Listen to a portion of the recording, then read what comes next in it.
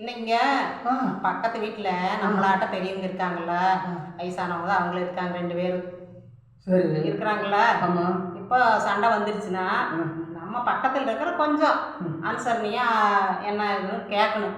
அவங்களும் கேட்குறாங்க, ஒவ்வொரு டைம் நம்ம வீட்டில் எதுனா கேட்குறாங்க, சரி சரி. நம்மளும் ஒரு வார்த்தை கேட்கணும். அது சாம்பார் ரசம் கேட்டால் கொடுக்கலாம், சண்டைக்கெல்லாம் போய் நம்ம முன்னாடி நிற்க முடியுமா? அப்படி இல்லை, ரொம்ப ஓவராக போகும்போது கொஞ்சம் அனுசரணையாக சொல்லி சமாதானம் செஞ்சு விடணும். இப்போ அவர் என்ன பண்ணுறாரு, பக்கத்து வீட்டில் அந்த அண்ணா என்ன பண்ணுறாரு, இப்போ சண்டை வந்துருச்சு. சண்டை எதனால வருது? எதனால வருது? இப்போ அந்த அம்மாவுக்கு அடங்காம தெரியல. அப்படி இல்லை, அந்த அம்மாவுக்கு என் வயசு தான். சரி.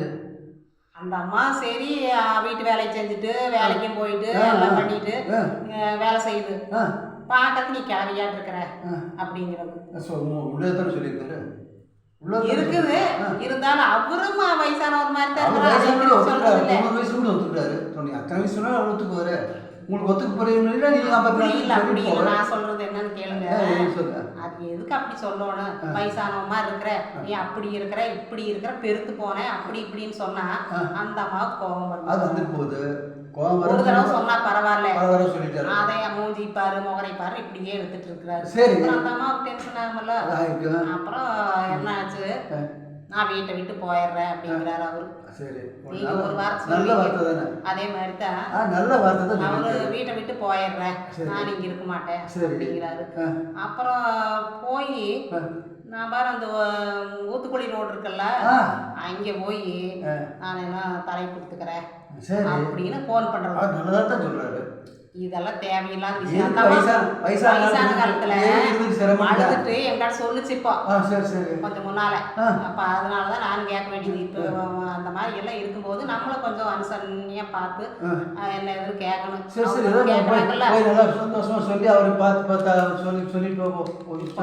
ரயில்ல போய் தலை கொடுத்துக்கிறேங்கிறாரு, நீ கண்காணாத இடத்துக்கு போயிடுறேங்கிறாரு. அது போக என்னங்கிறாரு, இந்த முதலையில நம்ம முதலை இருக்குதுல்ல, அதுல நான் முழுங்கிட்டு யாருக்குமே தெரியாது. முதல்ல கிட்ட போனா என்னை முழுங்கி போடு, அது எங்க போறேன்னு யாருக்கு தெரியும், ஒரு இத்தனோண்டு கூட யாரும் கண்டுபிடிக்க முடியாது அப்படின்னு இந்த மாதிரி எல்லாம்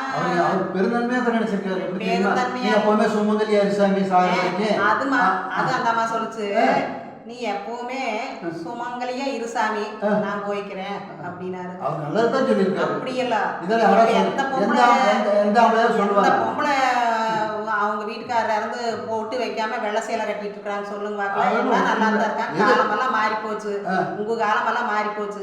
இப்ப எல்லா பொம்பளையும் அதெல்லாம் நினைக்கிறது ஏதோ கொஞ்ச நாள் நினைப்பாங்க, பாசத்துக்காக அழுவாங்க, இல்லன்ட்டு இல்ல. இது ஓவரா பண்ணிட்டு இருந்ததுன்னா என்னதான் இல்லைன்னு அர்த்தம். பாசமா தான் இருக்காங்க, இருக்கிறதுனாலதான் அந்த அம்மா புடிச்சு வைக்கிறாங்க. அவர் எங்க போனாலே எங்க சாமி போறீங்க என்ன பண்றீங்கன்னு கேட்டு புடிச்சு வைக்கிறாங்க. பாசத்தோட தான் கேக்குறாங்க. இருந்தாலும் அந்த அண்ணன் பண்றது எப்படின்னா, ரொம்ப அழுகு பண்ணி தெரிஞ்சா யாருக்கு தான் கேட்காம நீங்க ஒரு வார்த்தை கேட்கல, பக்கத்துல இருக்கிறதா இருந்தாலும் நம்ம பேசாம இருக்கிறோமா, பேசிட்டு தான் இருக்கிறோம்.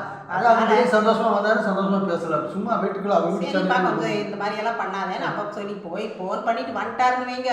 வந்துட்டாரு, இருந்தாலும் அந்த நேரத்துல என்ன பண்ணிக்காரு, இது பண்ணி ஒரு பயம் இருக்குதல்ல அந்த அம்மாவுக்கு. அப்படித்தான் பண்ணி எல்லாம் பண்ணிருக்கிறாரு. என்ன பண்ணாங்களோ அன்னைக்கு ஒரு நாள் அப்படித்தான் பண்ணாங்க. இது வேணுன்னே இந்த மாதிரி எல்லாம் பண்றது வயசான காலத்துல அந்த மாதிரி எல்லாம் பண்றது ரொம்ப அழகு. இப்ப பசங்க வீட்ல போய் இந்த மாதிரி எல்லாம் பண்ணிட்டு இருந்தா வச்சிருப்பாங்களா வீட்டுல? யாருமே வீட்டுக்குள்ள விடவே மாட்டாங்க இந்த மாதிரி எல்லாம் பண்ணிட்டு இருந்தாங்கன்னா. அட்டுழியம் எல்லாம் பண்ணக்கூடாது வயசான காலத்துல. வயசாகி போச்சுன்னா பொறுமையா இருக்கணும். வயசான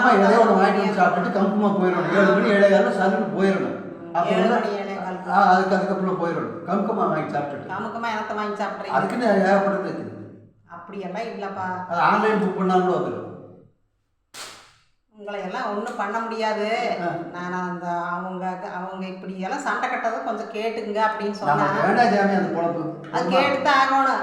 பக்கத்து வீடாச்சு, கேட்காம இருந்தா எப்படி இருக்கு? நீ போய் கேட்டு நல்லா சமாதானம் பண்ணிட்டு அவங்க சமாதானம் பண்ணி சொல்லிட்டு வா. நான் இது போக மாட்டேன், எனக்கே 1000 பிரச்சனை இருக்குது சாமி. இருங்க ஒரே நிமிஷம். இப்போ அப்படியே இருந்தா மனநோயாளி ஆயிரும். எதுக்கு ஆஸ்பத்திரியில போய் இருங்க, நான் சொல்றது மட்டும் கேளுங்க.